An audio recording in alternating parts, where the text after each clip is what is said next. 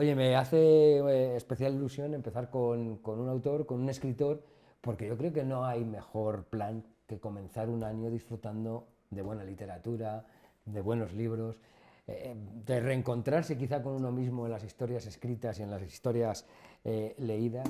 Y me parece muy buena idea, pues precisamente, ¿por qué no?, empezar con una novela como esta, blanco sobre negro.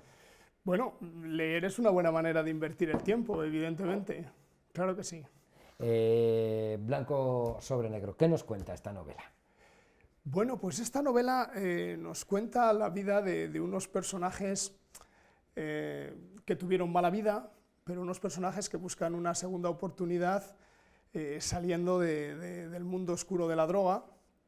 Pero bueno, lo cuenta desde un punto humanista y desde un punto muy personal, sin hacer inciso en las cosas feas que tiene este mundo, ¿no? Y bueno, es una novela de segundas oportunidades y en la que yo juego con el lector, llevándolo por unos derroteros, porque quiero que piense de una manera, y luego la novela tiene un giro pues, de casi 180 grados, que te va a dejar dudando sobre aquello que has leído, porque hago mucho énfasis en lo que las personas son, pero sobre todo en lo que las otras personas ven en nosotros mismos. Ajá. Porque claro, las personas tenemos dos caras, una interna y otra externa. Ajá. Oye, qué interesante. Cuando encuentras un libro que hacia el final te cambia totalmente lo que has leído hasta entonces, es una experiencia importante. Entonces, eso es lo que podemos disfrutar. Sí, bueno, esta es una novela donde los lectores que la han leído y me han hablado con franqueza, sí me comentan que es una novela larga, difícil, es una novela espesa, es una novela que tiene su miga, pero que tiene una grandeza, y es que ya cuando la cosa va avanzada hay un giro totalmente inesperado que le da la vuelta a todo y al lector lo deja pues con un sabor de boca muy dulce y con mucho run run en la cabeza. ¿Sí? Ahí acerté. Una novela con diferentes historias y con numerosos personajes ¿Sí? también. Hay muchos personajes en ella, evidentemente que hay unos personajes protagonistas muy fuertes que ocupan mucho, pero también tengo que resaltar que en esta novela hay personajes secundarios muy importantes, con muchos matices y que juegan un papel fundamental, ¿eh? Como en la vida. Efectivamente, lo que decía antes, el cómo son y el cómo te ven.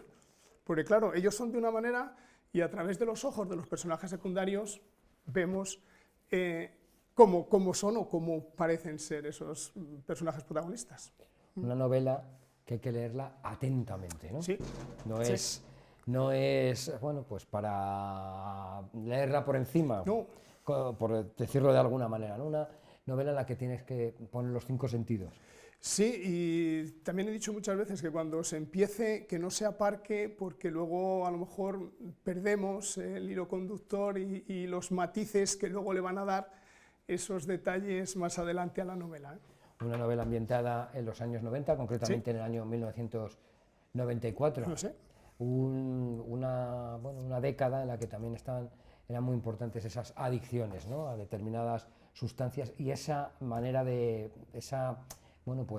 intento de salir de ellas, que es donde se centra también la novela, ¿no? Claro, Rafa, la década negra fue la década de los 80, pues con la democracia, la libertad, esa fiebre, pero las consecuencias, muchas de esas consecuencias llegaron a la década de los 90. Yo centro la novela en esa época porque, bueno, yo también fue porque la viví, yo en los años 80 era muy joven, y porque creo que la década que realmente cambia a España y a los españoles es la década de los 90, sobre todo a partir del 92. El 92 marca a España y a los españoles de una manera muy clara, muy clara. Y bueno, pues yo quise centrarla ahí porque los años 80 fueron como mucho más turbulentos, ¿no? Y los años 90 ya nos pusieron un poco donde queríamos estar, y todas esas consecuencias de aquella fiesta, de aquella resaca, se trasladaron a los 90 y ahí es donde cuento yo esta historia.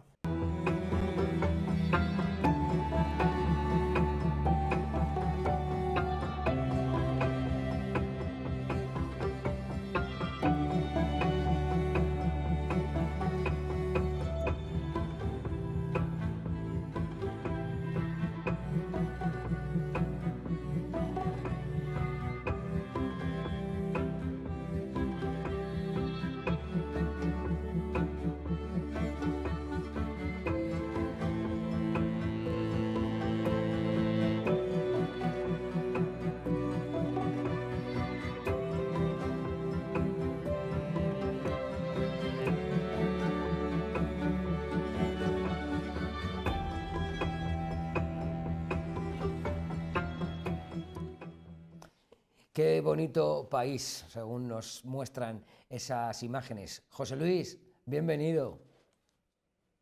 Hola, buenas tardes. Buenas tardes, con una diferencia horaria importante, ¿no? Allí son 7 horas más. 7 horas de diferencia. Aquí son las 6:30 de la tarde prácticamente. Bueno, son las 6:30 de la tarde, seguro que hay algún tipo de desfase más. Está casi acabando el día, va a ser buen día el que vamos a tener hoy, tú que vives en el Vais a futuro. tener, vais a tener un día magnífico, muy, muy productivo. Muy productivo, pues si nos llegan Ya lo he vivido. esas noticias desde Filipinas, te vamos a hacer muchísimo caso. Oye, José Luis, un ingeniero que vive y que trabaja en Filipinas. Así es. Llevo aquí ya 5 años, desde el 2019. Desde el 2019, de todas formas, has acabado en Filipinas después de haber hecho un largo viaje por distintos sitios del mundo, por distintos países. Sí, así es. En el 2009 salí de España hasta que llegué aquí en el 2019 y he estado trabajando en diferentes países, desde México a Middle East, que trabajamos en Kuwait, en Qatar, en Dubái y al final aterrizaré aquí en Filipinas. Ujú. La verdad es que sí que has hecho un viaje y te has ido bastante lejos, tan lejos, si das un De punta a paso punta, de punta a punta, si das un paso más, ya estás volviendo prácticamente. prácticamente. Eso es una de las desventajas de aquí. Estamos muy, muy lejos de Zamora. Afortunadamente, y te agradecemos, existe esta tecnología que nos permite colarnos en los países y en las casas de muchos de nuestros zamoranos que están por allí. Bueno, ¿cómo es el acabar en Filipinas trabajando? Bueno, pues es una aventura, porque Filipinas es un país que todos tenemos en mente como un país muy exótico, que lo es. Sin embargo, a la hora de trabajar es un destino pues, bastante, bastante complicado. Ujú, Es la segunda obra en la que participo. La primera obra fue en Cebú, que es bueno, Filipinas tiene 7.000 islas. ujú, Y la segunda isla más grande es Cebú. ujú. Hicimos un puente atirantado allí, el cual hemos recibido muchos galardones y premios. Y ahora mismo me encuentro en Manila ciudad, donde tenemos otro proyecto que lo estamos arrancando y son todo obras de gran envergadura. Entonces es un contraste muy, muy grande, una forma muy diferente de trabajar con lo que estamos acostumbrados a España, pero bueno, es un privilegio, un placer y un orgullo el poder participar en estos proyectos y en un país como Filipinas. ¿Qué nos cuenta la nueva era del siglo XXI? Porque hablar contigo es hablar de sectas y lo iremos viendo, es acabar un poco asustados, no por el hecho de que existan, sino por el hecho de no saber reconocerlas. Bueno, más que asustados, preocupados y atentos, ¿no?, a la realidad, que por eso yo, en cuanto me llamáis, vengo encantado a la televisión, porque al final es dar a conocer esto y, bueno, pues encender una señal de alarma en la gente. No aparece la palabra sectas en el título, no hablo estrictamente de sectas, aunque aparecen muchas sectas dentro del libro. Nueva Era o New Age es el término con el que nos referimos al hablar de ese ambiente, que habrá gente que diga, yo no he oído nunca la expresión Nueva Era, pero sí oyen hablar de terapias de sanación espiritual, de meditación, del nuevo paradigma holístico, de pues, crecimiento personal, los mentores de no sé qué, el coaching. En todo este ambiente, en todo este ámbito, desde hace unas décadas están multiplicándose las sectas que nos ofrecen algo tan positivo, tan bonito como la paz interior, desestresarse, tener equilibrio interior, conocerse a uno mismo. Y bueno, al final todo esto tiene una realidad sectaria detrás que se está multiplicando, que está creciendo y que está llegando a muchísimos lugares. Oye, pero de lo que nos estás hablando, ofrecen terapias que en algunos casos están, bueno, pues contrastadas y vienen avaladas también por personas bueno, pues que saben también de lo que hablan, ¿no? Claro, claro, estamos hablando de una mezcla muchas veces de cosas positivas, cosas que tienen evidencia científica, es decir, los efectos de determinadas técnicas de meditación o de relajación, que están contrastadas, hay estudios científicos desde hace décadas en todo esto, pero que envuelven al final a la persona, en algunas ocasiones, en un círculo vicioso en el que uno entra en un pensamiento mágico, en pensar que aplicando determinadas técnicas consigo estos efectos beneficiosos para mí o para los demás, consigo la sanación interior o consigo la curación física, puedo adivinar, incluso estamos hablando también de adivinación, de magia, de lo que asociamos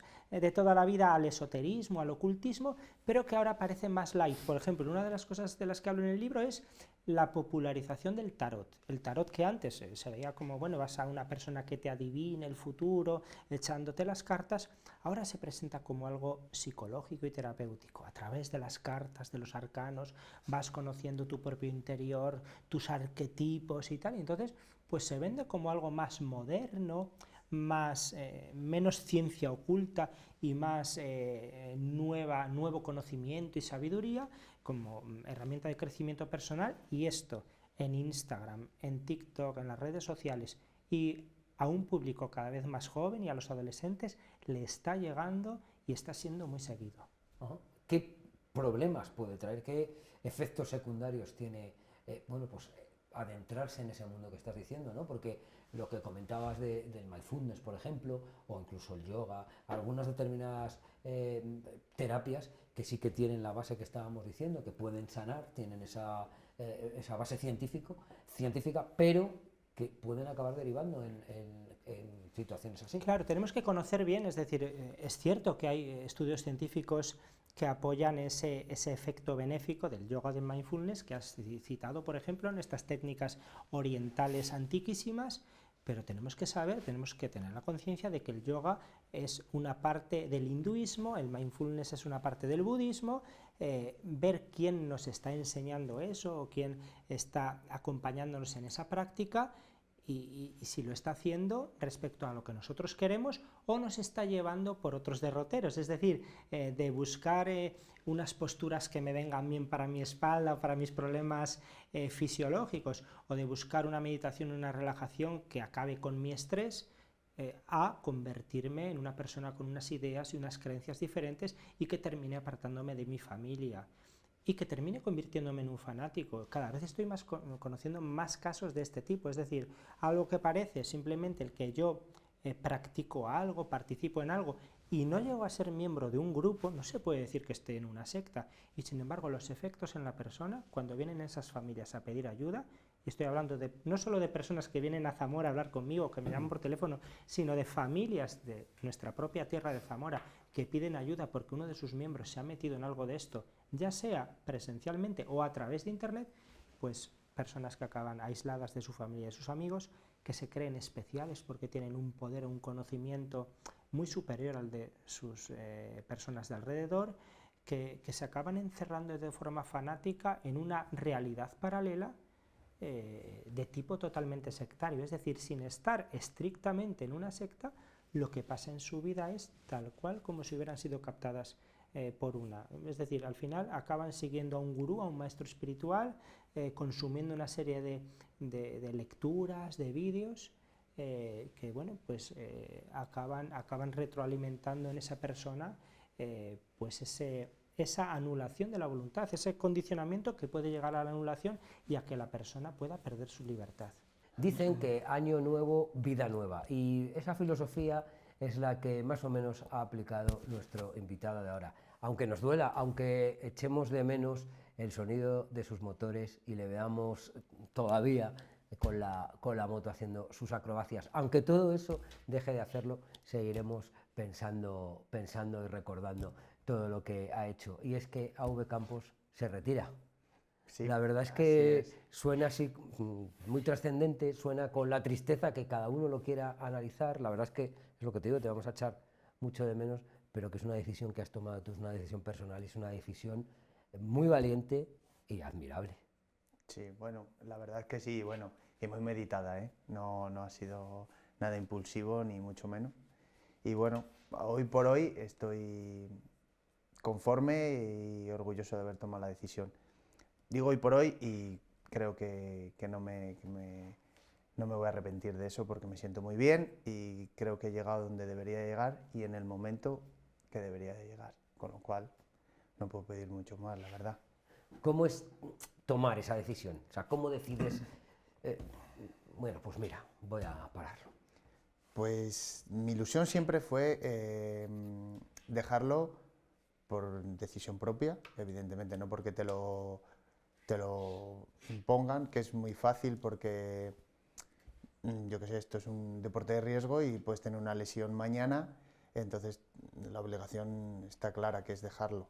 Pero bueno, yo tenía la ilusión de dejarlo en mi mejor momento físico, técnico y con un número de shows, pues eso, con mi carrera como si dijéramos ascendente, no llegar a un momento estancarme ni ir en decadencia, o sea, era mi ilusión, pero nunca veía el momento y dije, bueno, pues ya me llegará. Y este año, pues a principio de año, lo pensé, que nunca lo había pensado y dije, uy, esto es por algo. Y claro, yo no sabía cómo atajarlo, digo, cómo se solapa un año con otro, y yo solo pues dije, mira, voy a tomar una determinación. Digo, todos los shows del 2025 los empiezo a contratar en enero del 25, entonces tengo este periodo para darle una vuelta a ver si esto que me está viniendo a la cabeza es cierto o es una situación que tengo ahora. Y bueno, pues con el paso del año, los shows que he tenido, me lo iba pasando muy bien, pero siempre iba pensando en que lo iba a dejar. Y así ha sido. Y ahora mismo pues estoy muy bien, estoy muy contento, sigo en el mundo de la moto evidentemente, pero de otra manera yo sigo montando moto, entrenando, pero nivel shows y nivel profesional pues me he apartado y bueno, hay que dejar paso a los demás y yo a mí mismo recordarme mi mejor momento, que era mi ilusión y ya está. O sea que así ha sido la decisión.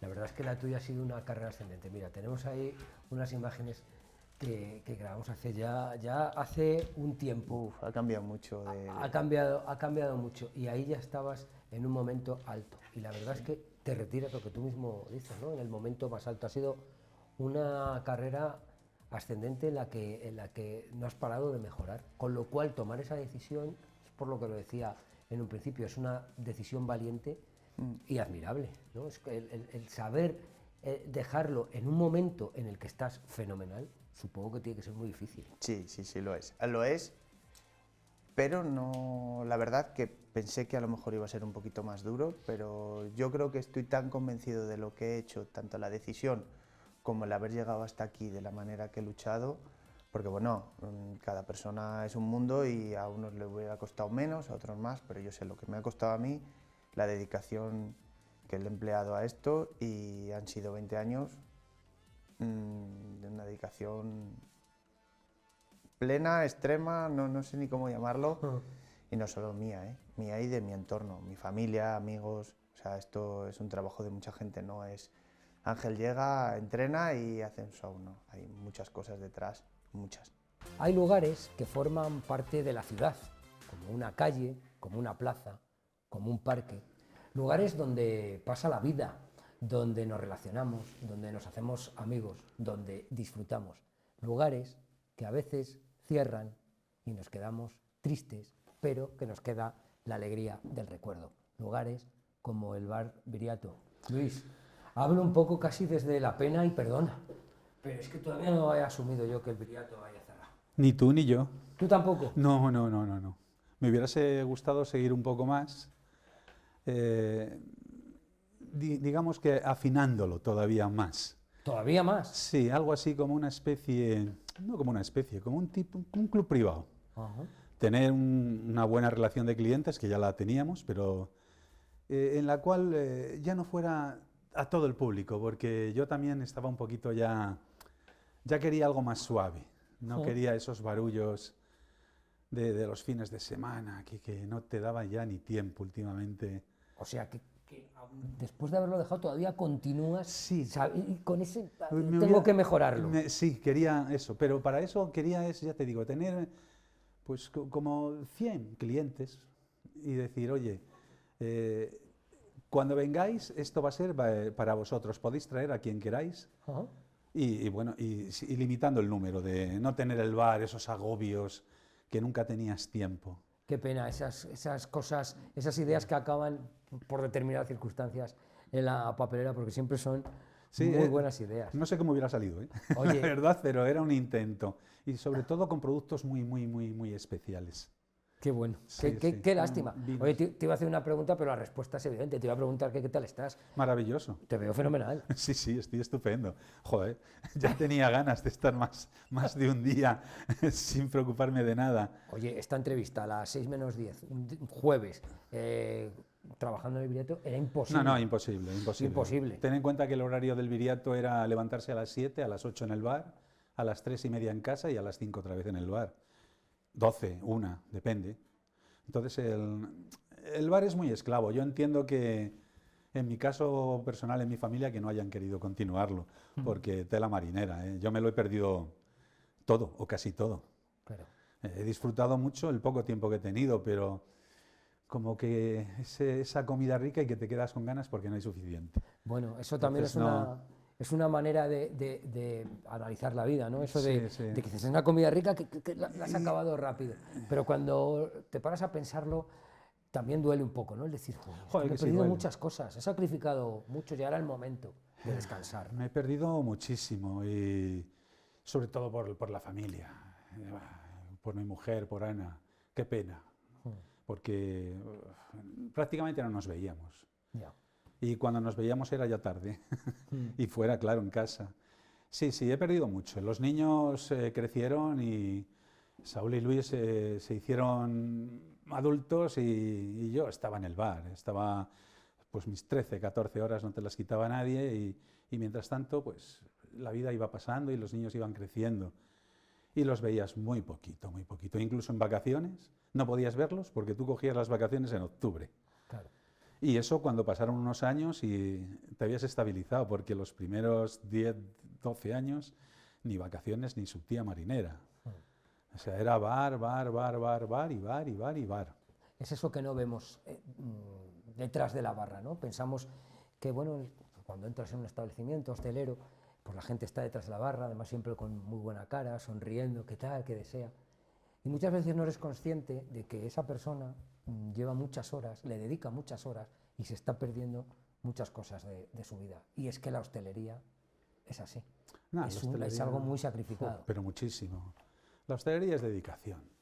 Y si además eres un maniático como era yo, que hasta para una tortilla de patata, que es patatas y huevo, yo tenía que cortarlos de esta manera, darle este calor, machacarlo mucho para que fuera muy... Y estoy hablando de algo sencillito.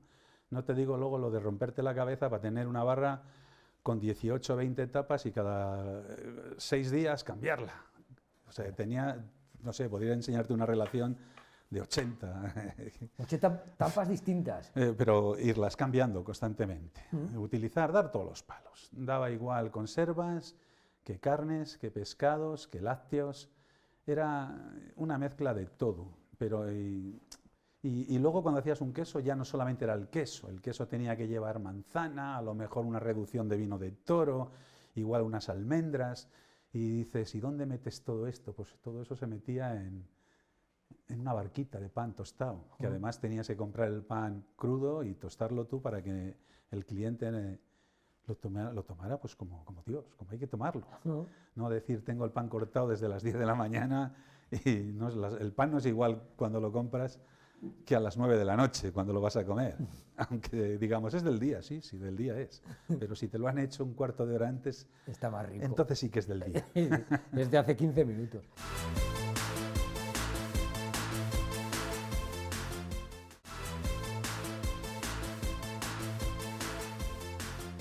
Mis dulces asesinas, un libro de relatos escrito por Pedro Pérez Alonso. Pedro, bienvenido. Muchas gracias, Rafa. Me da mucha alegría hablar de libros y hablar con autores. Es una gozada que el movimiento literario que tenemos en Zamora. Y más ahora con esta nueva publicación.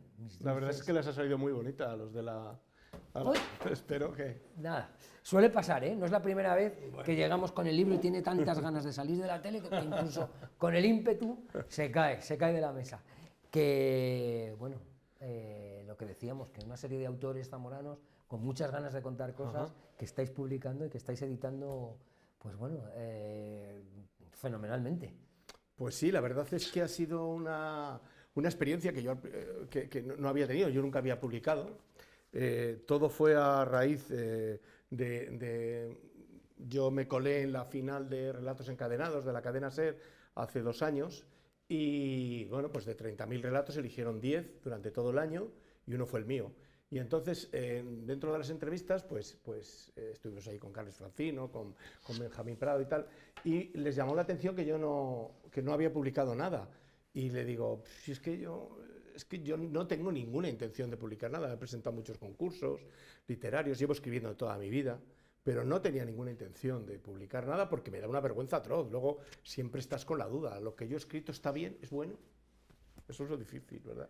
Oye, y es verdad eso, ¿no? Que te daba vergüenza publicarlo, que te lo leyeran. Sí, sí, muchísima, muchísima. Mira, fue gracias a Santi de Rábago, que es el bisnieto del maestro Rodrigo, el del concierto de Aranjuez, es un amigo íntimo de la familia y él es un escritor magnífico también. Va a publicar ahora, bueno, ya va a publicar una novela y tiene libros de poesías con un tío muy bueno. Y entonces nos pasábamos relatos, él me mandaba los suyos, yo los míos, y dice, tío, que son buenos, joder, macho, públicalos. Y yo, me daba una vergüenza. Y entonces dice, déjame que yo contacto con la editorial con la que él publica, con Cuadranta, y bueno, me puse en contacto con ellos y me contestaron enseguida, les mandé una serie de relatos y me contestaron enseguida que les había encantado, que les gustaba mucho, que eran distintos, que eran un poco gore, la verdad, pero con toques de humor y tal, y nada, me mandaron el contrato a los 3 días, y hice el contrato y bueno, pues aquí estamos. Vaya llamada más ilusionante, ¿no? Que te llamen y te digan, Absolutamente. oye, que te hemos leído. Además me llamó el director se llama Pedro Sánchez, me llamó y pensé que era una broma, y me dijo, tal, yo soy el director de Cuadranta y tal, y mira, he leído tus relatos, yo tengo filtros y me han dicho, lee este tío, que está bien. Y bueno, pues enseguida todo ha sido fácil y todo muy rápido. Tiene un equipo de comunicación fantástico, Elena Soriano, una chica encantadora, que todo lo puede hacer, todo es fácil, todo se puede hacer. Sí, algo que se tiene en estos momentos en que estás y que no es tu mundo, ¿no? Pues es fácil, ¿no? Con ellos todo es fácil. La verdad es que tiene que ser ilusionante, ¿no? El dedicarte a escribir, porque en tu caso es una dedicación con pasión, ¿no? Es algo que llevas haciendo. Sí, llevo muchísimos años. Algo heredado también. Ah, claro, sí. Mira, mi padre que aunque ha sido sastre de profesión, va a hacer 94 tacos, ¿eh? Está estupendo el tío. Desde aquí le mandamos un saludo al señor Pedro. Y mi padre siempre ha escrito también. Ha escrito mucho y sobre todo ha escrito libros de aventuras, pero de sus aventuras, ¿no? Sí. Él lo llamaba escapadas, sobre todo por Portugal, hacía marchas enormes y luego las escribía y hacía mapas y tal. Y luego empezó a hacer cuentos infantiles cuando se jubiló y hacía unos cuentos que él los cosía a mano, los pintaba preciosos.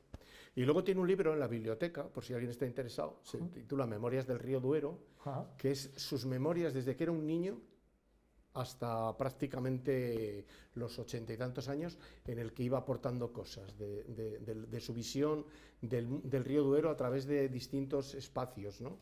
Desde el mirador de San Cipriano, desde el mirador del Troncoso, desde todos los sitios, ¿no? Iba hablando del río Duero y de su familia y de sus amigos, y es muy bonito. El próximo 15 de marzo en el Teatro Ramos Carrión tendremos el evento Alteixa Drum Fest, un festival de música que se ha convertido en el festival más importante de baterías iba a decir de España, pero yo diría prácticamente del mundo. Juanjo, bienvenido.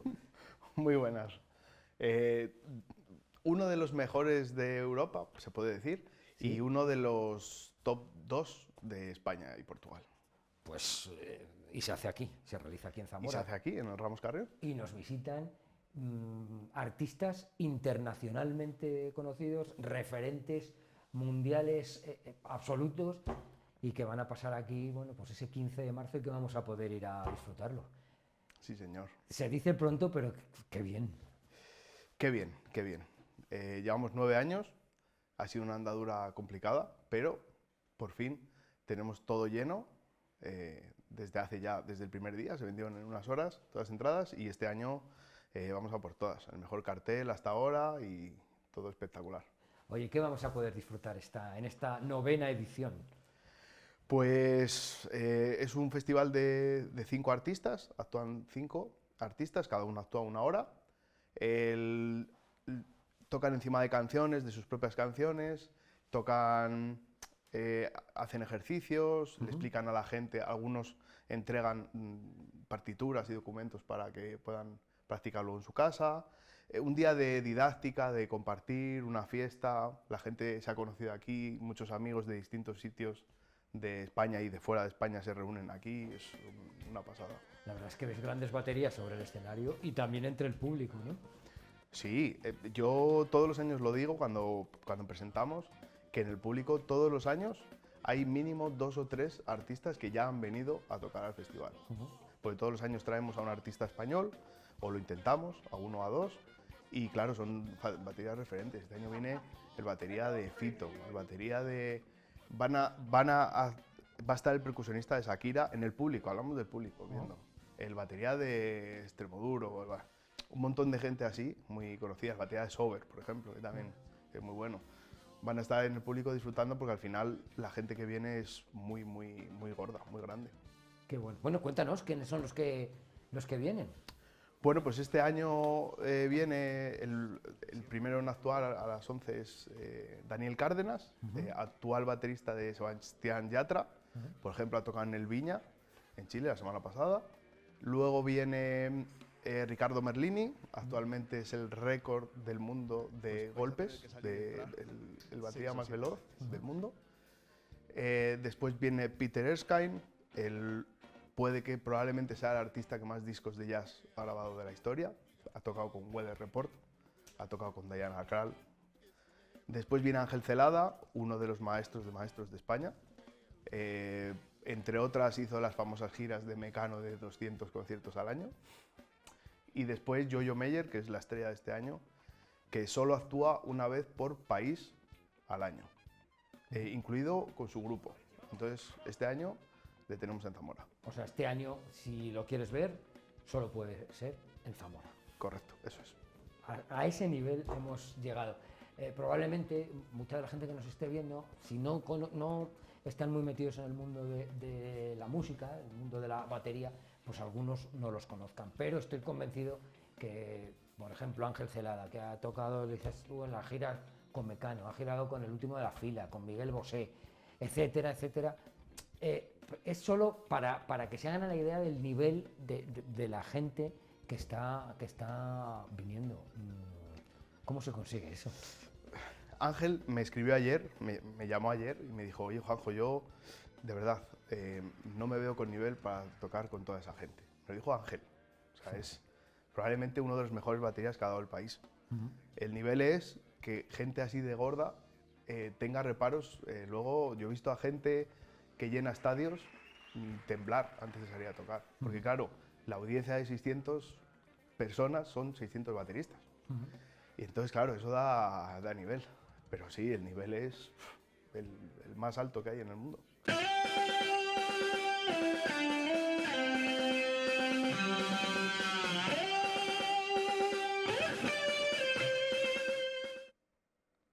Nos acercamos hasta los Países Bajos, concretamente a Bélgica, y visitamos su capital también de todos los organismos relacionados con la Unión Europea. Nos vamos hasta Bruselas.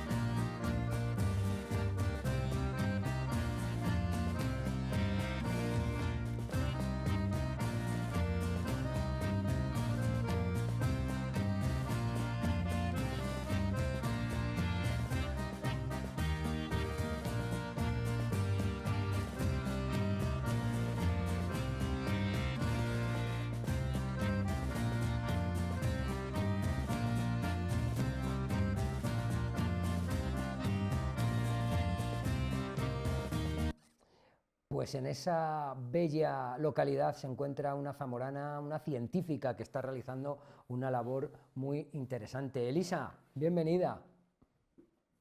Hola, muchas gracias. Oye, ¿qué tal? ¿Qué tal por allí? ¿Qué tal por Bélgica? ¿Qué tal por Bruselas? Bien, bien, muy bien, muy contenta. Me gusta la vida aquí, la verdad. No, no me puedo quejar.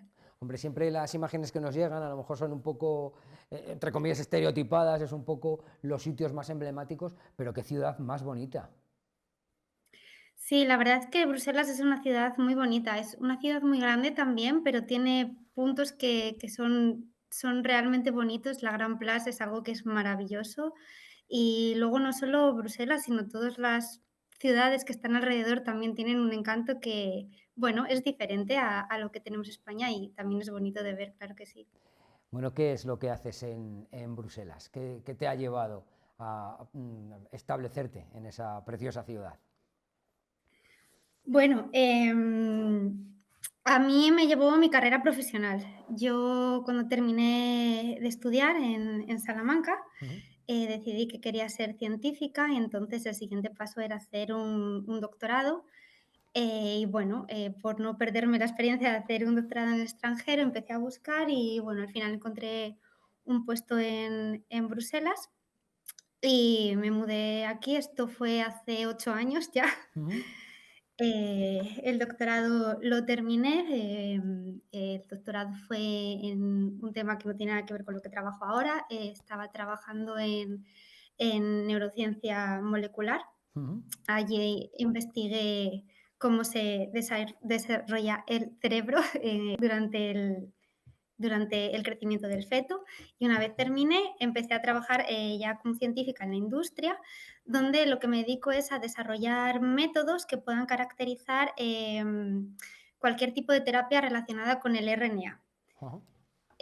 No sé si Sí, explico un poco más, sí, mejor, porque claro, porque esa frase queda ahí suena y casi a película, ¿no? Cuando sale algún científico y explica lo que hace, nadie le entiende nada, pero qué atractivo, me imagino que para una persona como tú, una científica, lo que has estado diciendo, investigando sobre el desarrollo del cerebro en el feto, y ahora lo que estás diciendo, ese control de medicamentos, tiene que ser una gozada de ir a trabajar, ¿no? Porque con esa inquietud y esa, no sé, esas ganas de aprender cosas y de descubrir cosas que tenéis los científicos, estar ahí en un sitio como estás tú, tiene que ser muy atractivo.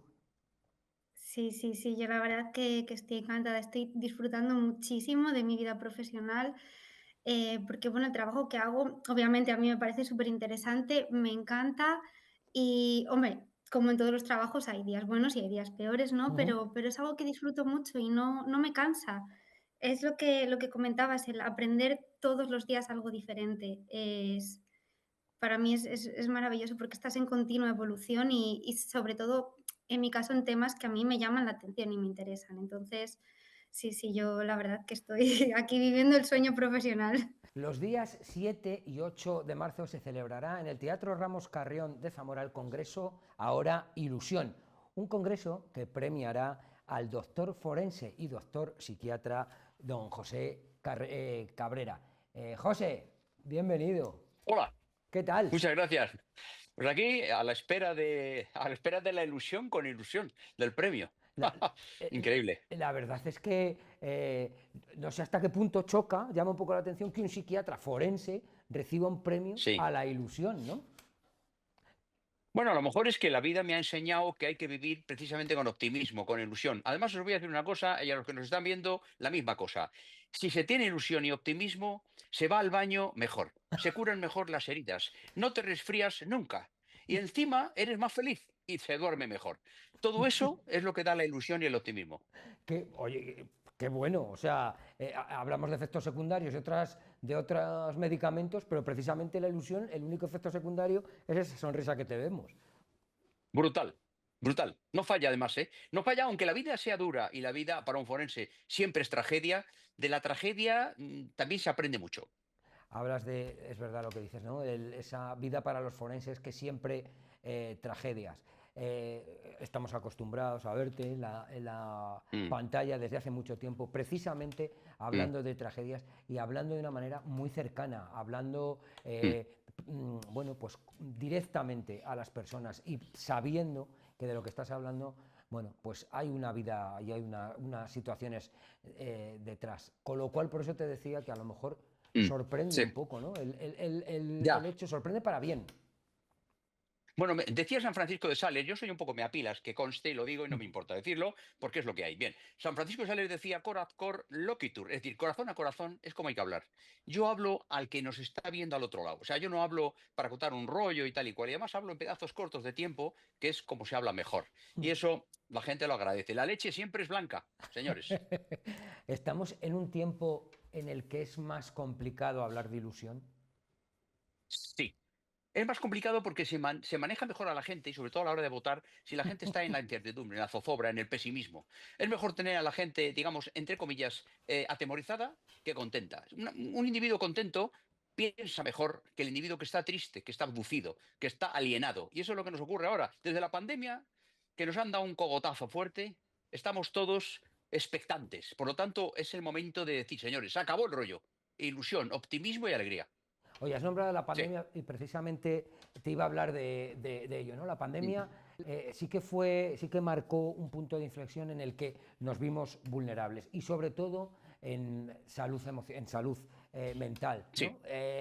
Estamos también en un tiempo en el que la gente reconoce pues, esos problemas de salud mental, habla abiertamente de salud mental.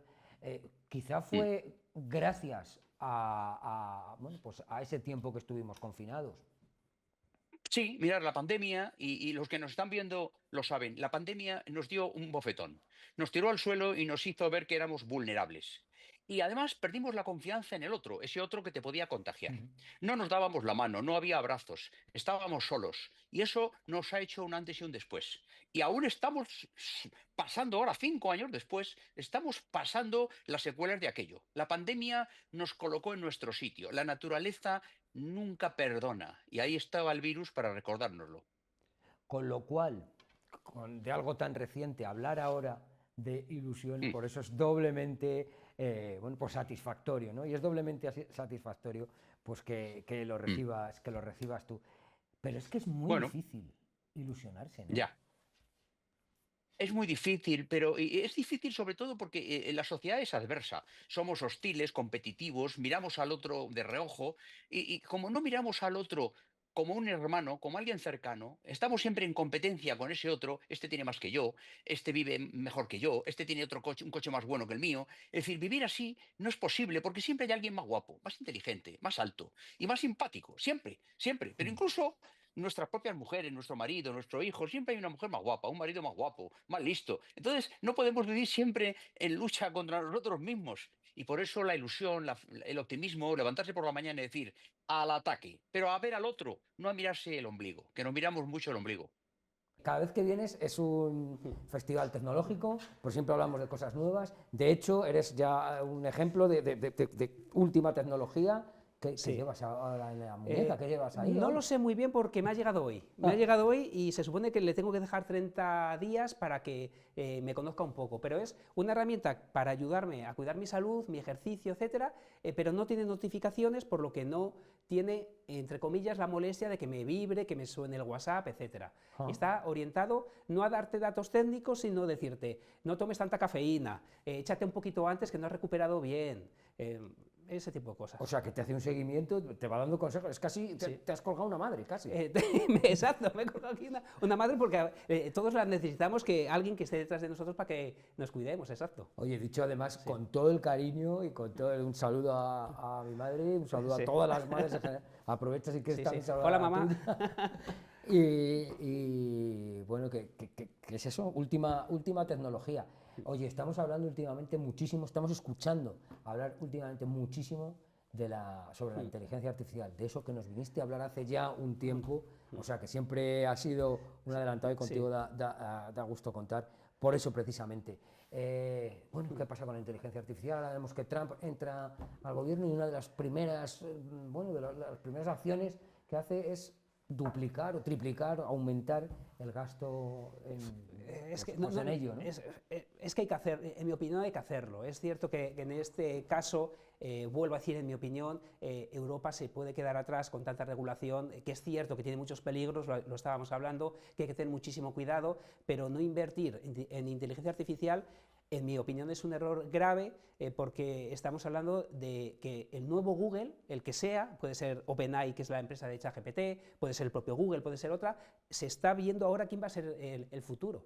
Y aparte que va a cambiar todos los trabajos, el tuyo, el mío, todo lo que estamos viendo, creo que si no inviertes en ello, aunque a corto plazo piensas que estás defendiendo al trabajador para no quitar un puesto, pues puede que nos quedemos un poco atrás. La verdad es que está evolucionando, es una evolución constante. Hace nada, poco más o menos que le preguntabas cosas evidentes a la inteligencia artificial, y yo el otro día tuve una conversación con ella que me ayudó a todo después de un momento así un poco más complicado de salud. Al principio nos sorprendió porque era capaz de expresarse sin parecer un robot. Simplemente escribía ordenadamente y ya era una sorpresa. Luego fue teniendo conexión a Internet, y ahora lo último que hay es que los últimos modelos razonan. ¿Qué significa esto de razonar? No es como un humano, pero lo que hace es que cada vez que le preguntas algo, él se hace preguntas intermedias, y de cada pregunta intermedia, la respuesta de una lo mete como entrada de la siguiente. Por ejemplo, ¿cómo puedo cuidarme, cómo puedo tener mejor salud? Para tener mejor salud te tienes que alimentar mejor. Pues para alimentarte mejor tienes que tomar fruta. Entonces, él se va haciendo las preguntas a sí mismo para cuando te responda, te haya respondido mucho más allá que una simple Wikipedia, sino una respuesta razonada. Y ahora están con el razonamiento, está por la versión ChatGPT O3, que va a salir la 4 en nada, y ahora asusta, porque le haces una pregunta normal y te responde nivel doctorado. Una locura. Es increíble, además, es que es como todo, ¿no? Si lo utilizas con conocimiento, Sí. es una ayuda importantísima. Pero importantísima, justo lo que estaba diciendo, uno de los modelos es el de investigador, por lo que para investigadores de universidad, etcétera, les ayuda no solo a dar una respuesta, sino que él solo se mete en Internet, mira las fuentes de revistas técnicas y te ayuda. Y para el común de los mortales, la última herramienta que estoy probando se llama Lovable.app, que igual que escribes a ChatGPT para que te conteste, le escribes para que te haga una aplicación sin saber programar, y no es que te dé el código, te da el código y la aplicación hecha con un enlace para que cualquiera lo pueda usar. Por lo que ahora cualquier persona puede hacer una aplicación y compartirla si es creativo, no le hace falta ya saber programar. Y no hablo del futuro, eso es ya, ahora. Siempre es un motivo de alegría la presentación de un nuevo libro, y más cuando es un autor zamorano. Este es el libro Valle y Sordo, de Jonathan Arribas, un libro que la verdad es que ya podemos encontrar en todas las librerías, y está editado en esta gran editorial, Libros del Asteroide, con lo cual la alegría es inmensa de contar con nosotros, con Jonathan. Jonathan, ¿qué tal? Buenas tardes, muchas gracias por invitarme, Rafa. Gracias a ti, gracias por haber escrito este libro que estoy disfrutando mucho y que está revolucionando pues el mundo literario. Bueno, se está dando a conocer todavía, ¿no? Salió a la venta el lunes, entonces estaba como todavía encontrando a sus primeras lectoras, y nada, yo muy contento, la verdad. Está siendo todo muy ilusionante y sí, muy contento. Una nueva y original voz de las letras españolas. Jonathan Arribas está llamado a convertirse en uno de los escritores más interesantes de su generación. Son, bueno, pues extractos de reseñas que han hecho sobre este libro, con lo cual yo te imagino encantado. Sí, la verdad que sí, y el hecho, por ejemplo, de que Berta García Faet sea la que escribió el Blur, para mí fue también como algo muy bonito, porque es alguien a quien admiro como poeta y ensayista, y cuando me dijeron que era ella quien iba a poner esas palabras ahí, pues fue muy, muy guay. Así que sí, como está siendo, como que lo están recibiendo con mucho cariño. Los encuentros entre Nico y la gente que lo está leyendo parece que marchan bien, y nada, también como muy ilusionado por eso, porque está todo empezando y a ver qué pasa. ¿Cómo lo recibes todo eso? Pues un poco abrumado estoy, porque es el primer libro que publico, entonces al publicarlo también con una editorial así, a nivel pues de las entrevistas que tengo que hacer, las presentaciones, como que veo el calendario y todo eso y es como muy bonito y también como un poco abrumador de decir, a ver qué tal este viaje, que me va a llevar a muchos sitios, va a hacer que me encuentre con un montón de personas y es abrumado e ilusionado, pero más ilusionado que otra cosa. Oye, tu primera novela y lo que decías, ¿no? Además, editada precisamente en libros del asteroide.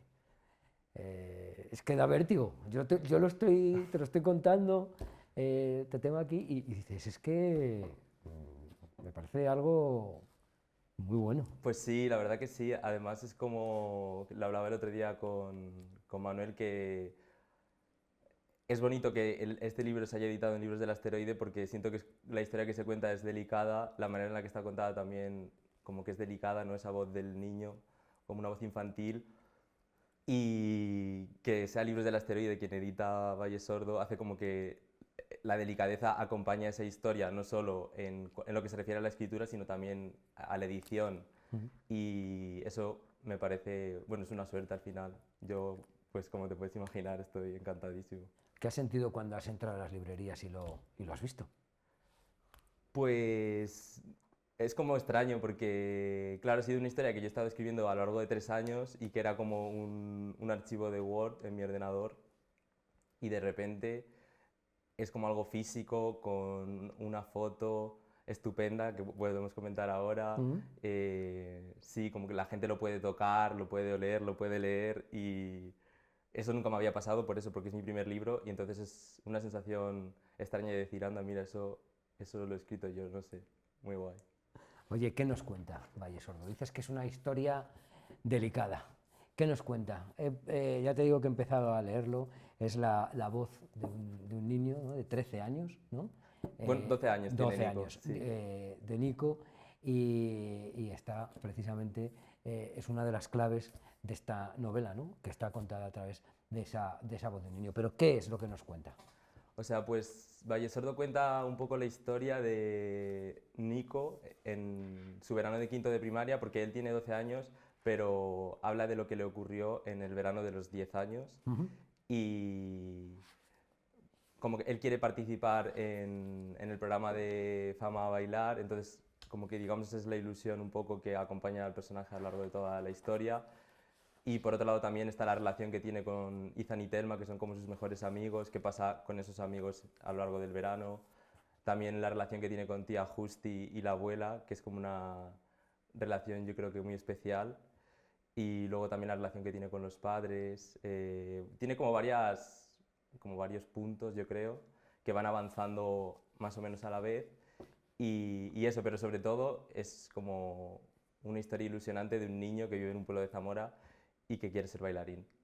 La verdad es que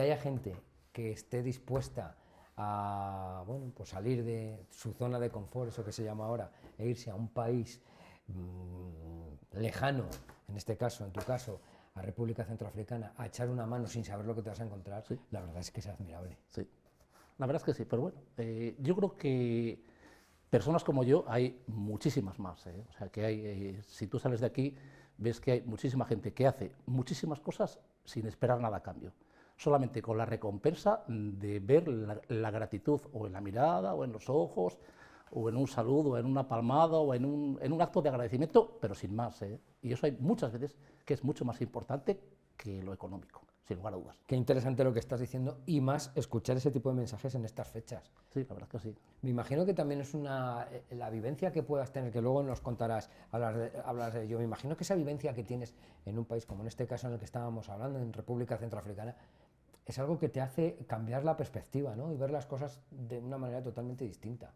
Pero por completo, o sea, uno tiene una perspectiva de las cosas aquí y un valor, o sea, valoramos aquí las cosas de una manera totalmente distinta a cuando estamos allí. O sea, aquí le damos importancia a cosas que realmente no la tienen. Y allí hay cosas que tienen muchísima importancia y que no las valoramos. O sea, no tiene, es completamente distinto la relación de valores que hay aquí con la relación de valores que hay allí. O sea, no hay lugar, no hay lugar. ¿Cómo decides irte para allí? Pues a mí se me plantea en agosto. Yo en agosto me jubilé. O sea, mi vida laboral se acabó, entonces, pues bueno, pues nada, pues a dedicarme a otras cosas. Y tengo un amigo que está de misionero allí, que es Jesús Campos. Que desde aquí le mandamos un saludo. Y me dijo, oye Pepe, dijo, ¿tendrías algún inconveniente en venirte? Me lo dijo a título, o sea, a mí, pues una llamada de estas de teléfono, de las que tengo con relativa frecuencia, y digo, bueno, pues vale, pues yo me lo pienso, y porque no es una decisión mía solamente el hecho de compartir mi tiempo con los demás. Es una decisión mía, de mi mujer y de mis hijos. Entonces, surgió en una comida que nos lo comentó a los dos, a mi mujer y a mí. Y yo la verdad es que no estaba excesivamente decidido, y el empujón, a quien se lo tengo que agradecer desde aquí, es a mi mujer, la que me dijo, en el momento en el que ella oyó lo de marcharse, dijo, pero, ¿y lo piensas? Y lo piensas, y me quedé así, dijo, pues es que no lo pienses, dijo, coge y márchate, y mejor hoy que mañana. Y entonces Chus empezó a mover los papeles, porque yo tengo que ir con una solicitud de una ONG como cooperante, o sea, no puedes coger y marchar desde aquí como cooperante, hay una especie de solicitud con mi seguro, y en este caso que me pagaron el billete, pues con mi billete de avión de ida y vuelta. Y así fue, o sea, entonces pues mi mujer y mis hijos, que fueron los que me dieron la patada. Los que te animaron. Me animaron. ¿Y qué te encuentras cuando llegas allí? Pues vamos a ver. Cuando me encuentro, te voy a contar una anécdota que se la he contado a toda la gente. Yo salgo de aquí, de Madrid, vale, Madrid bien, pues vas Madrid-Roma, Roma Addis Abeba. Y el primer encontronazo con la realidad es en Addis Abeba, cuando me veo solo allí. Solo, Addis Abeba es un aeropuerto importante, en Etiopía, está bien, pero me veo solo. Y digo, ¿quién coño me ha mandado venir a mí aquí a 7, 8, 9 mil kilómetros? Entonces, pues es el primer golpe. Después el segundo golpe de realidad es cuando sobrevolamos Bangui y no veo ni un solo edificio. O sea, ni un solo edificio al uso, como tenemos aquí, sino que veo mucha chapa, muchos recuadritos desde la altura, desde la visión que tienes desde el avión, muchos recuadritos pequeños. Dije, madre, digo, ¿dónde? No ves una carretera, no ves, todos son caminos de tierra, de asfalto. Entonces, bueno, pues nada, aterrizamos en una pista poco menos que de tierra, aterrizamos, entramos, sin controles, con unos controles un tanto caóticos. O sea, yo he entrado con cartilla de vacunación, había gente que no llevaba nada y entraba también, y después, pues bueno, se me abrió un poquito el mundo, pues cuando entré y ya me estaba esperando Chus. Había pasado la zona de recepción de maletas y de entrega de pasaportes. Y lo primero que le vi que hizo fue en mi pasaporte meter algo de dinero pues para poder pasar. Para poder pasar, ¿no? Para que acepten ese visado. Eso ¿no? es. Entonces, pues nada, y de ahí me fui ya a la comunidad de los combonianos, que es el primer sitio, que es donde Chus está como a 100, 100 y pico kilómetros. Entonces, él cuando va a la capital tiene como referencia esa comunidad. Pues se quedan a dormir allí, comen y hacen allí la vida que tengan que hacer. Y entonces, pues yo ya me fui a la comunidad comuniana, y la verdad es que cuando salimos de allí y vi el movimiento en las calles, el movimiento en los puestos que hay, es como si vamos aquí los martes al mercadillo, aquello es Bangui, es todo un mercadillo, o sea, la vida se desarrolla en la calle, todo en la calle, todo en la calle. Entonces, bueno, pues a mí ya me sorprendió, esa fue la primera impresión, no ni negativa ni positiva, sino la primera impresión y lo que me entró por los ojos cuando llegué a Bangui. Que fue la de sorpresa. La de sorpresa, sí, hombre.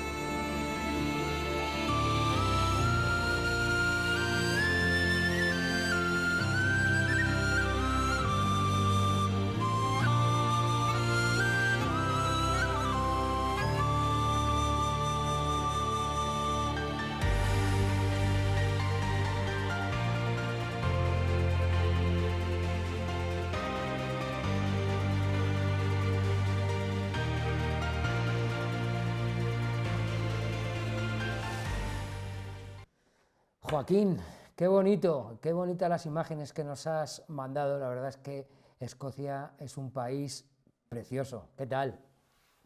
Hola, buenas tardes, Rafa. Sí, la verdad que es un lugar, la verdad que la primera vez que vine aquí me enamoré del país y bueno, de la región en la que estoy, me enamoré después unos años más tarde, pero la verdad es que tiene unas vistas estupendas, sí. Oye, ¿disfrutáis de esa belleza? Es decir, no sé si a la hora de estar viendo algo bello constantemente, no sé, te acabas acostumbrando o de vez en cuando también te paras y puedes disfrutarla y sentirla. Desde luego que creo que tampoco es una belleza que sí que te acostumbras a ella, pero creo que me quedan muchísimos lugares todavía por descubrir, porque Escocia es un país bastante grande y también he vivido en varias partes también de Escocia. Ahora estoy en Aberdeenshire, estoy en un pueblo que se llama Inverurie y vamos cerca de la ciudad de Aberdeen, la ciudad gris, la que llaman la ciudad gris. ¿Sí? Y la verdad que cada vez que viajo a cualquier lugar del país es muy diferente. Es como España también. En España hay muchísimos lugares que son increíbles y que la verdad que nunca acabas de descubrir. En Zamora lo mismo. En Zamora también hay muchísimos contrastes, una región de contrastes, una provincia, sí. Oye, la verdad es que es difícil que se sorprenda de paisaje bonito un alistano, porque en Aliste, para paisajes bonitos, los de Eso Aliste. es, sí. Sí, ¿no? Y además es que aparte de Aliste, que es es una comarca preciosa, que yo estoy además muy, muy ligado a ella porque hice prácticamente todo mi instituto en Alcañices. Luego sí que me fui a Zamora más adelante, pero es también un paisaje increíble. La verdad que también Zamora, Sanabria también tiene paisajes increíbles, Tierra de Campos también. El vino también, es Benavente y los valles también es increíble. A mí me encanta Zamora, entonces no puedo tampoco comparar porque es diferente. Oye, mira, repasando que estamos viendo las imágenes, que son imágenes tuyas que nos has mandado, la verdad es que a lo mejor es un poco estereotipo, ¿no? Esa imagen que tenemos de Escocia, esos paisajes tan espectaculares, un país cargado de historia, incluso de magia, que te recuerda esos sonidos celtas. Es un poco así, el vivir allí, ¿lo sientes así también?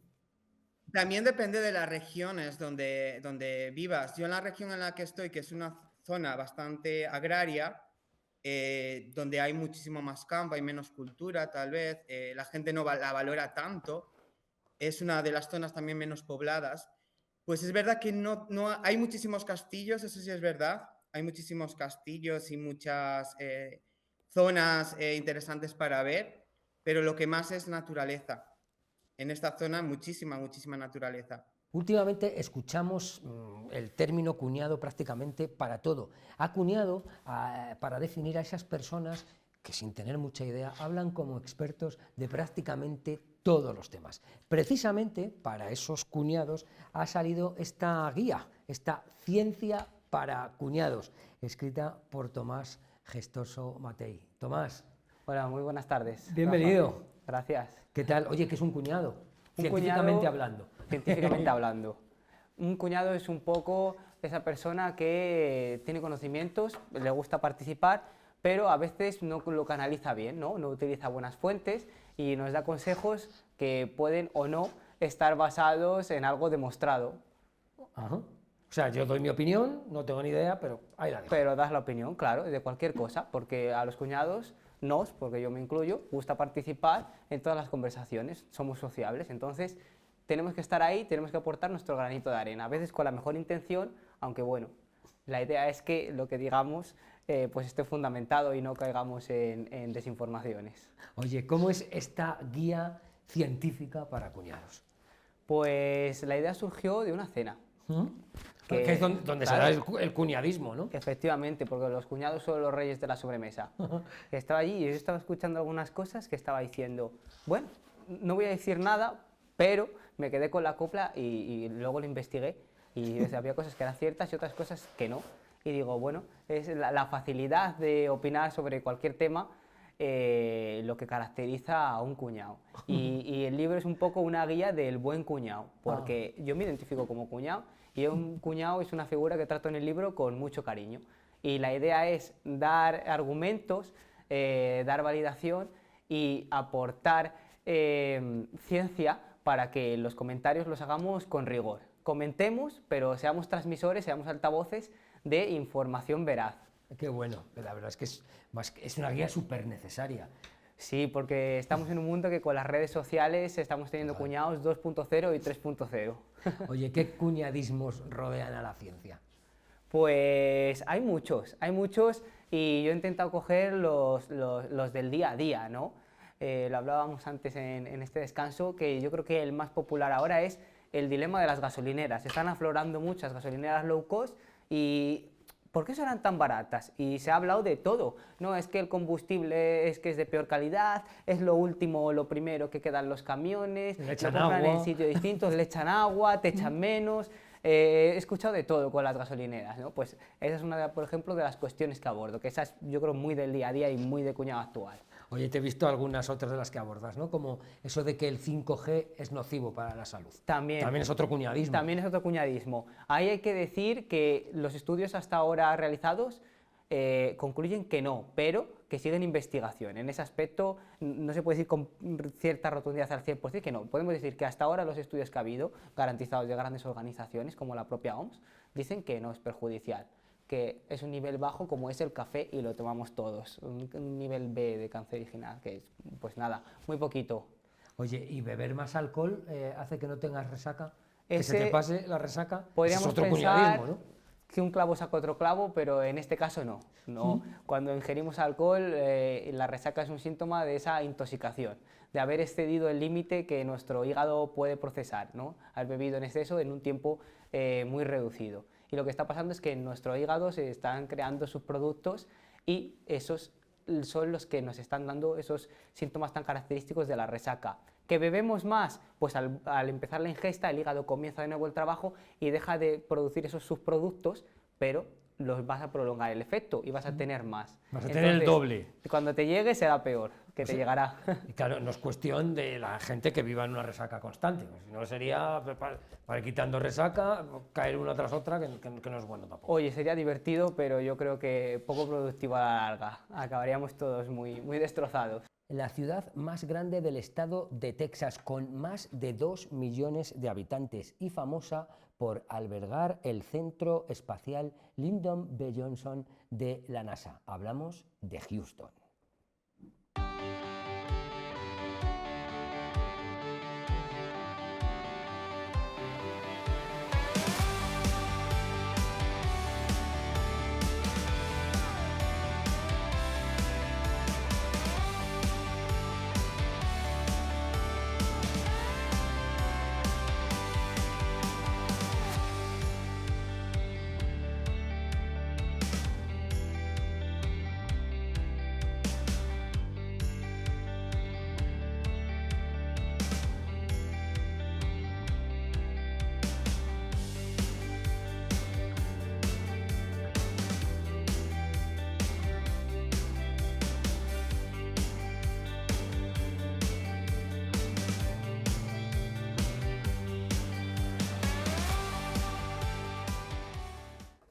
Y nos hemos acercado hasta allí porque reside una zamorana que da clases de español en un instituto. Silvia, bienvenida. Buenas tardes en España, buenos días aquí desde Houston. Es verdad, tenemos una diferencia horaria grande, así que doblemente agradecido por dejarnos visitarte allí en una ciudad tan bonita como es Houston. Pues aquí estamos, pues con ganas de compartir lo que me he encontrado por acá. Oye, ¿qué haces allí? Cuéntanos cómo decides marchar y qué es lo que haces en Houston. Bueno, soy profesora de español, siempre me ha gustado la enseñanza y he vivido ya en otros países, estuve en Alemania, estuve en Londres y la vida me trajo a Houston a través de unas ferias de trabajo donde había ofertas de trabajo para profesores de idiomas en colegios internacionales para todo tipo de profesores, no solo de idiomas. y terminé aquí. En el 2012 estaba viviendo en Londres y me marché aquí y aquí he echado mis raíces. Soy maestra en un colegio internacional, es un colegio privado y es uno de los 5 mejores de todo Texas. Ajá. Y bueno, aquí está, Ott International School. Y ahora mismo estoy en mi oficina de maestra, mientras mis estudiantes están con otro maestro esperando por mí. Especialmente, doblemente agradecido porque has hecho, además hay un hueco para poder atendernos y para poder charlar contigo precisamente donde estás, que hay un trocito, bueno, un trozo grande de Zamora, ¿no? Justo a tu espalda. Sí, bueno, tengo aquí este collage que me hicieron mis primos antes de marcharme hace 12 años en la fiesta de despedida y ya está muy, muy gastado, pero lo sigo teniendo. Siempre, Zamora siempre está en mi corazón. Así que aquí está, con todas las cosas que me recuerdan a mi tierra. Qué bonito. Además es que tienes cosas que son muy simbólicas, muy representativas de esta tierra y cosas, dices que tienes la foto hace 12 años, cosas que prácticamente no han cambiado. Bueno, si acaso cambiará un poco el puente de piedra, ahora lo tenemos en obras, Sí. pero que afortunadamente no cambiarán porque llevan allí años y años, ¿no? Sí, sí. Y bueno, fui este año a Zamora después de 5 años o 6 años sin pisar la tierra y pude disfrutar de nuevo de sus calles, de sus restaurantes, de su aire, de su ambiente, de su gente y fue muy bonito. Oye, ¿cómo es tu día a día allí en Houston? ¿Cómo es vivir allí en una ciudad como ella, como esa, como Houston? Pues es una ciudad muy grande y ofrece un montón de cosas. Es una ciudad también muy diversa.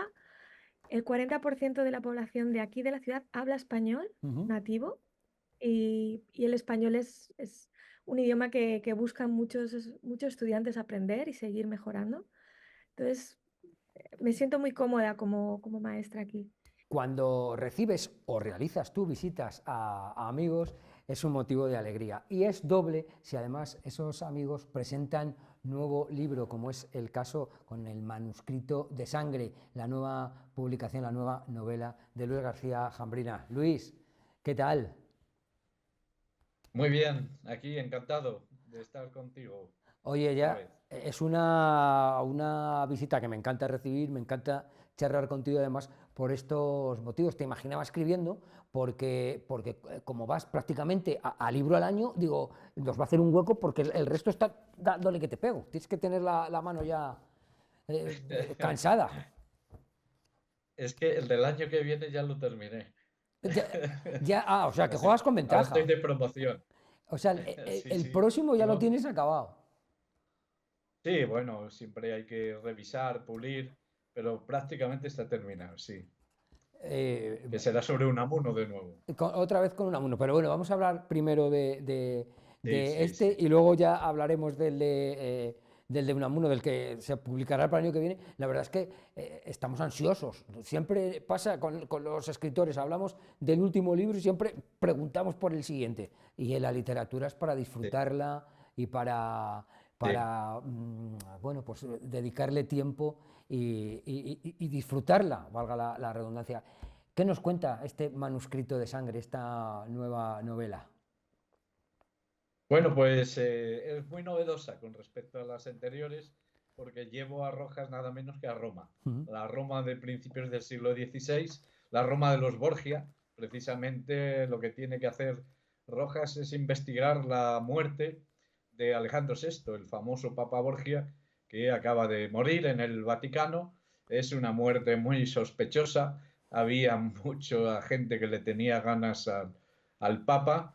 Y bueno, y luego se tendrá que mover un poco pues por los recovecos del Vaticano, porque allí es donde se cocía todo lo que, con lo que llamaban entonces la cristiandad.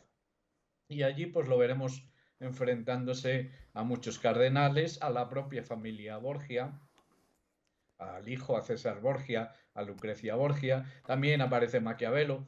En fin, es un momento de gran esplendor de Roma y también un momento de gran corrupción, de modo que no se va a aburrir Rojas en ese periplo por la Roma de entonces, que además era una ciudad, como ya sabemos, muy interesante, ¿no?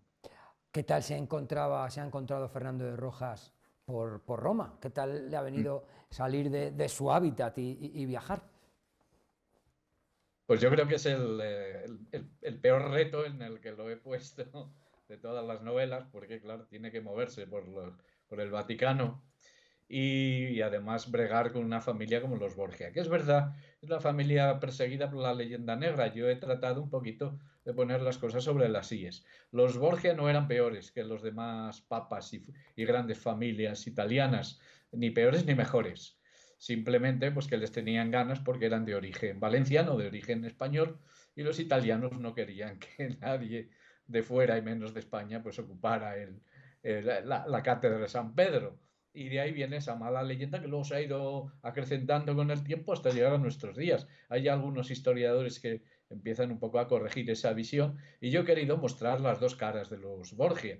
La cara negra, que es verdad que eran muy ambiciosos y el Papa, pues bueno, a nadie se le escapa, tenía muchísimas relaciones y muchísimos hijos, lo llamaban el padre del pueblo, porque casi podía él solo pues eso, repoblar una ciudad, pero también tenían la cara buena, ¿no? Eran gente pues muy culta, muy refinada, que hizo mucho por el poder de Roma y también por el arte, ¿no? Y bueno, pues tendrá que enfrentarse también a Lucrecia Borgia, que yo creo que es la mujer más fascinante, una de ellas de lo que es la historia, ¿no? Una mujer bellísima, astuta, inteligente, muy sensible, se codeaba con los grandes artistas y poetas de entonces, una mujer también muy virtuosa y esa parte es la que se nos ha ocultado a lo largo del tiempo. Y bueno, luego he metido también personajes de origen español que entonces vivían en Roma, como Francisco Delicado, Juan de la Encina y la famosa Lozana Andaluza, que aunque es un personaje de ficción, está inspirado en muchas prostitutas de origen español que ejercían su trabajo en Roma.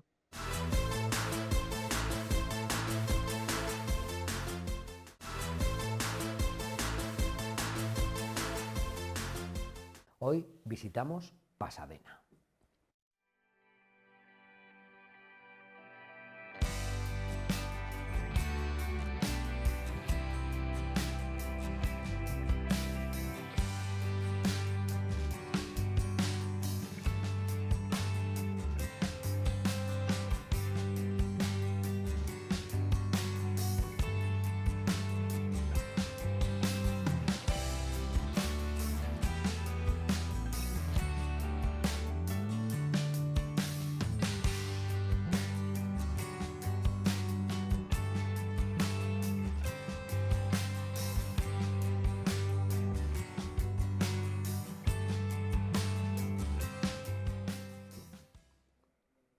Visitamos Pasadena porque allí está una zamorana, una alistana que vive en esa ciudad del estado de California. Raquel, bienvenida.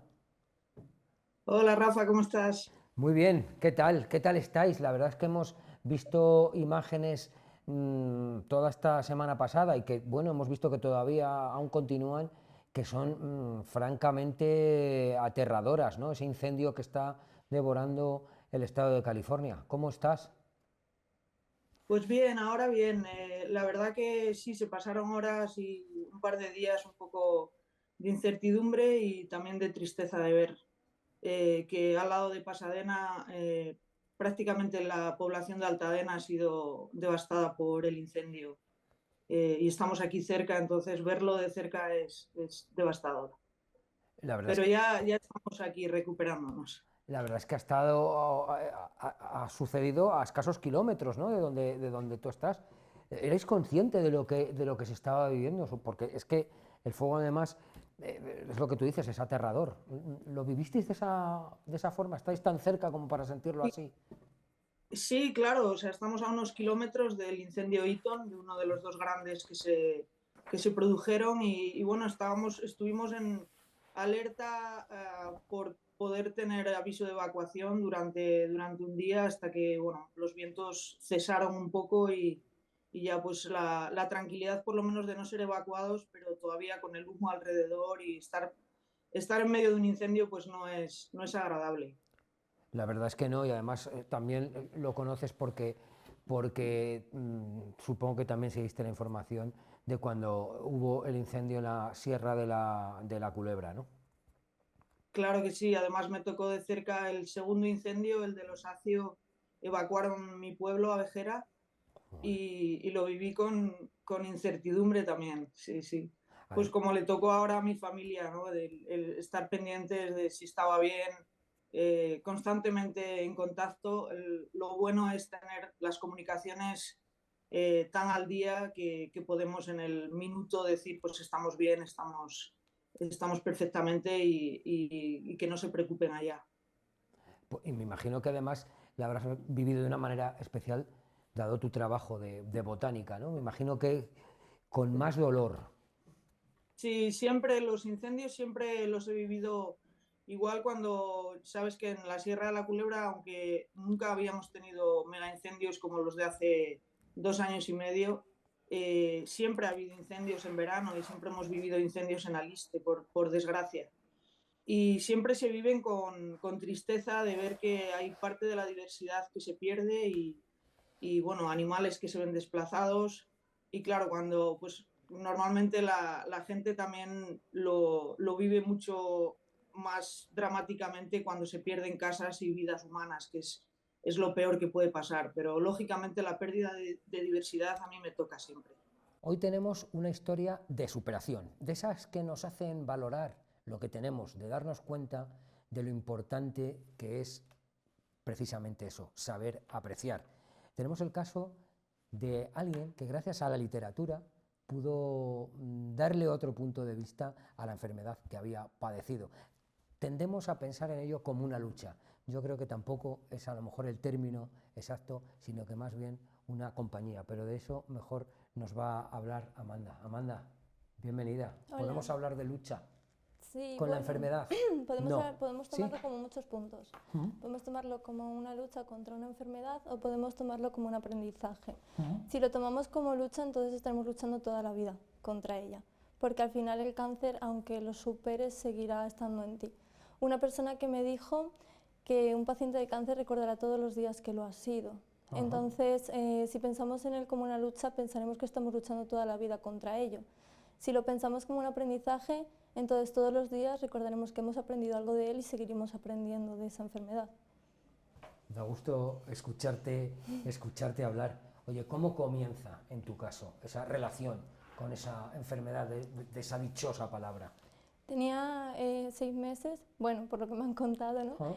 Y la última operación la tuve a los 15 años, pero mi lucha realmente contra el cáncer empezó cuando yo ya superé todo y terminaron las operaciones. Porque cuando eres un niño, que creo que es muy importante tenerlo en cuenta, no te estás dando cuenta de lo que está pasando. A ti no te dan la noticia de que tienes cáncer, se la dan a tus padres o a las personas que están contigo. Tú recibes la noticia de que tienes cáncer cuando ya no lo tienes, cuando te dicen ya está, lo has superado, ya no hay nada por lo que luchar. Y en ese momento tu vida se ha reducido en el único objetivo de sobrevivir a una enfermedad. Entonces te quedas como huérfano, dices, ¿y ahora qué?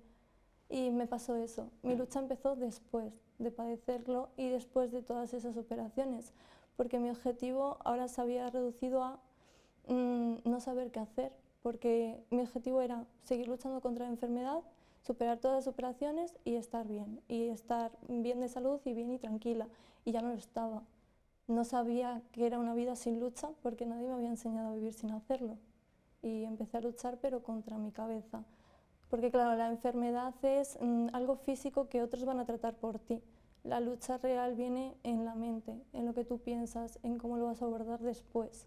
Y creo que habría que hacer mucho hincapié en no proteger a esos niños, en contarles desde un inicio lo que es la enfermedad y que la están padeciendo. Y que después de que acabe va a haber muchos futuros y muchos caminos posibles. Que no lo reduzcan todo a una batalla y a sobrevivir.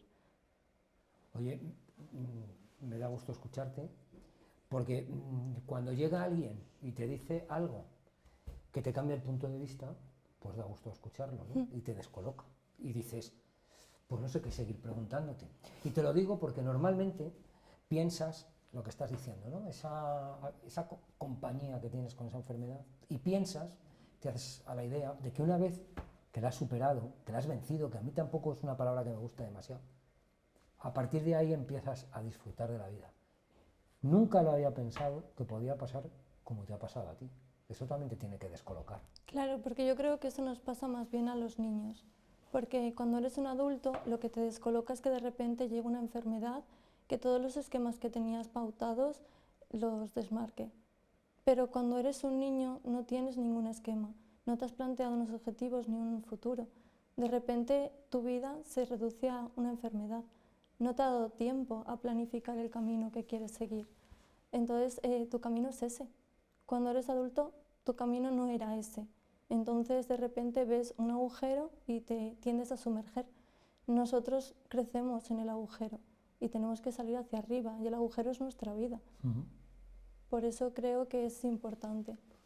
La verdad es que supongo que para ti el acudir al hospital, las visitas con el médico, era algo prácticamente rutinario.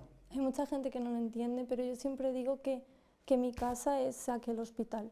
Yo fui atendida en Niño Jesús, en Madrid, y para mí ir allí, pude ir hace poco y yo siempre le decía a mi madre, es que puedo ir otra vez, quiero ir otra vez, me siento cómoda allí, es como mi casa, me siento cómoda en esos pasillos y recorriendo todo eso. Hacía que no nos veíamos un tiempo, te veo estupendo, por ti no pasa el tiempo. Sí, sí pasa, sí. Sí pasa. Sí pasa, pero no pasa nada. No, no pasa nada. Como dice el título de tu libro, con la nieve, solo de ambientarte así con el frío y tal, te conserva bien por eso. Perfectamente, sí. Como decía mi madre, nos acecinamos en Zamora y ya no pasa el tiempo. Oye, ¿cuál es esa ciudad sin nieve? Esa ciudad Zamora. que tiene un misterio. Es Zamora. Zamora. Es Zamora y transcurre íntegramente en Zamora y quienes lo lean se van a divertir mucho porque además no está disimulado nada y se reconoce perfectamente, o sea, todos los escenarios, todo lo que sucede aquí y está muy bien identificado y por tanto es como un paseo por Zamora, entre otras cosas. Oye, es un libro que parte de una carta escrita a San Nicolás de una niña pidiéndole que, a ver, que resuelva el misterio de por qué en Zamora no nieva. Mira, te cuento dos anécdotas que son las que han dado origen al libro realmente, dos anécdotas familiares. Uno es mi hija Clara, que el libro empieza con una niña que se llama Clara, que es mi hija pequeña. El libro lo escribí hace bastantes años, entonces era muy pequeña, ahora ya no es tan pequeña, ¿no? Pero cuando eran pequeñas mis hijas, nevó una vez en Zamora de verdad, o sea, hubo una nieve estupenda, de las de salir, y salimos todos en casa allí en el pueblo, en Arcenillas, donde estábamos, a hacer un muñeco de nieve, a jugar, tirarnos bolas, tanto los padres como las hijas, como una abuela que estaba en esos momentos. Entonces, eso fue un recuerdo imborrable ya para mis hijas y sobre todo para la pequeña, que desde entonces siempre decía, papá, ¿cuándo vuelve a nevar? Que quiero que volvamos a salir a jugar todos juntos. Pero ya nunca lo consiguió, nunca volvió a nevar. Y entonces siempre le quedó ese trauma o frustración en pequeñito de por qué no nieva en Zamora. Y yo siempre pensé que habría que hacer un cuento sobre eso. Pero el cuento, de todas formas, eso te da el arranque del libro. Pero el cuento en sí arrancó de verdad con otra anécdota de una sobrina que se llama Marta, vive en Madrid igual que toda la familia, pero son más de Zamora que yo, o sea, son de Zamora, pero vienen aquí y lo del uno que sí y uno que no lo llevan a rajatabla, pero lo de comer. Y entonces Marta, que tiene mucha gracia, un día estaba paseando con un amigo por la zona del río, por la zona del Puente de Hierro, creo recordar, o por la de Piedra, no sé, creo que era el Puente de Hierro, estaban paseando por ahí y en un momento dado el chico, pues no sé, supongo que imbuido por el ambiente, le dice, oye Marta, ¿y este ruido que hace el río? ¿Está siempre? Y le dice mi sobrina, que tiene una retranca impresionante, y dice, no hombre, por la noche lo paran. Bueno, pues eso me dio la idea central del libro y a partir de ahí empecé a escribirlo, con esas dos anécdotas. Entonces, bueno, no quiero contar exactamente todo el argumento porque lo destriparíamos y creo que le va a gustar a los que lo lean no saber cómo transcurre exactamente, pero el libro es un poco la carta que mi hija Clara le escribe a San Nicolás, que en el libro explico que es alias Santa Claus, alias Papá Noel, es decir, yo no me posiciono en eso. Santa Claus es como se llama esta figura en Estados Unidos, que lo han popularizado las películas, y también en los países nórdicos, en Alemania, donde yo viví, también se llama así, y luego los franceses, que son muy suyos, inventaron Papá Noel, que quiere decir Papá Navidad, que nosotros los españoles lo estamos cogiendo cada vez más. A mí me irrita así entre comillas y en plan gracioso, y yo prefería que fuéramos al origen, y el origen era un santo español, que se llamaba San Nicolás. Y entonces yo recupero el San Nicolás, hago eso, me lo invento, que viva en los Pirineos, nada del polo ni tal, vive en los Pirineos, allí tiene todo el tejemaneje, y entonces a ese San Nicolás, que es Santa Claus y es Papá Noel obviamente, es al que escribe la niña, y Santa Claus, es decir, San Nicolás, decide venir a Zamora y viene a Zamora en tren, y viene aquí a ver qué pasa, tiene aquí sus contactos, como en todas las ciudades, porque tiene que saber si los niños se portan bien o mal, ¿no? Para los regalos, pues en cada ciudad tiene sus chivatos, se llaman, los chivatos de San Nicolás. Y entonces aquí tiene una chivata muy simpática, que es con la que va a ver, y ya empiezan a pasear por la ciudad y a tratar de averiguar por qué diablos aquí no nieva.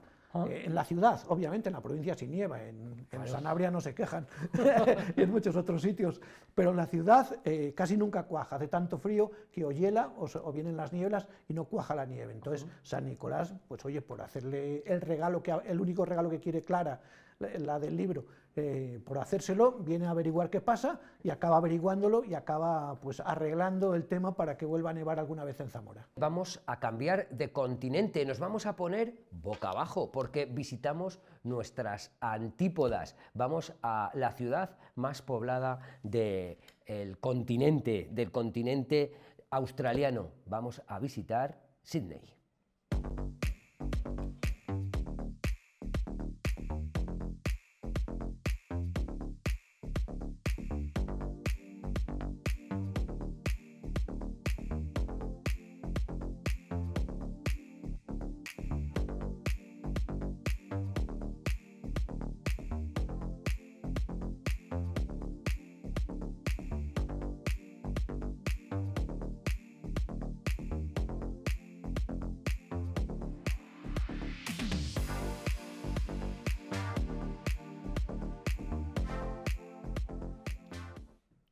En el continente de Oceanía y en el país de Australia. Allí está, en Sídney, nuestro amigo Ernesto. Ernesto, bienvenido. Hola, muy buenas. ¿Qué tal, Rafa?